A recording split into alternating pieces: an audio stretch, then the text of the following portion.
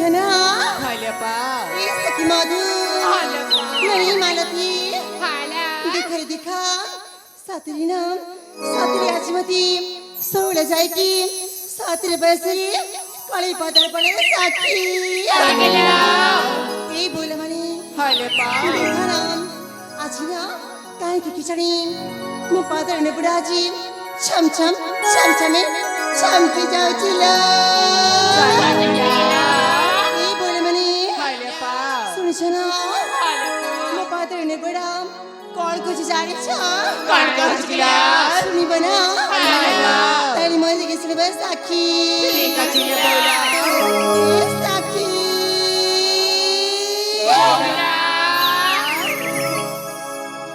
घुंघरा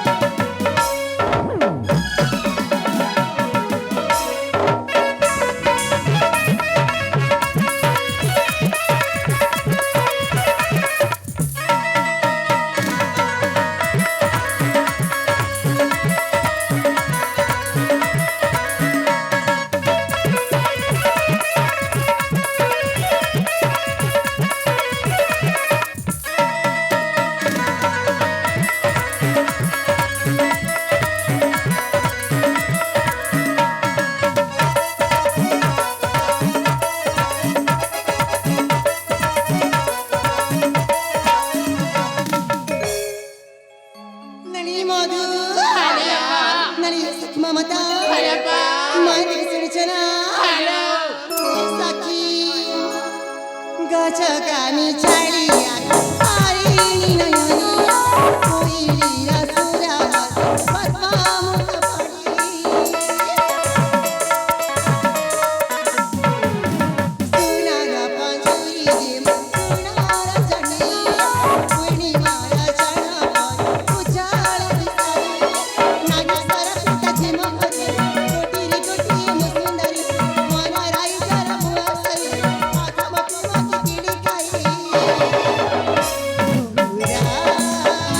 बाजाई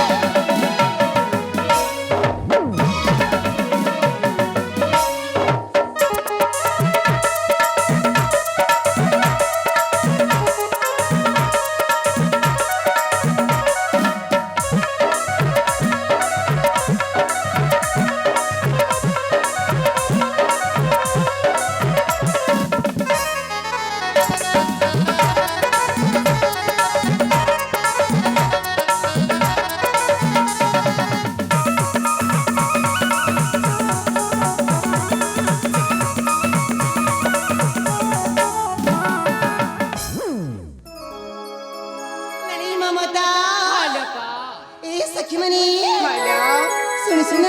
ହାଲିଆ। ନାମ ହେଉଛି ମୋର ପ୍ରିୟଙ୍କାର ସାକ୍ଷୀ এই বলে মানে হালিয়া পা। আসাম মোর আছে হচ্ছে এই মায়া নগরীরে শুনলে না ହାଲୋ সাতরে अरे अप्पा କଣ ହେଲା सतरीला आज ना तमी देखिବାକୁ भारी सुंदरी लागुଛ মা ओए होए সাতরে না কଣ अरे हालो এই বলে মানে তুমি মানে বিতা ବହୁତ ସୁନ୍ଦର ଦେଖା ଯାଉଛ सतकिला ସାତରେ क्ली अप्पा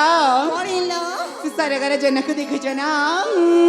अरे से जब देखिବାକୁ चकमक କରୁଛି सतरीला अप्पा तमे भी ना सेमती चिक चिक चिक चिक हे छलती जाउछ মা সাতরে না কଣ अरे हालो ए अपा, कतर नाही की मा সাতরে पनि কଣ ଅଛି चल मारी मार खाता झुरी रहेगा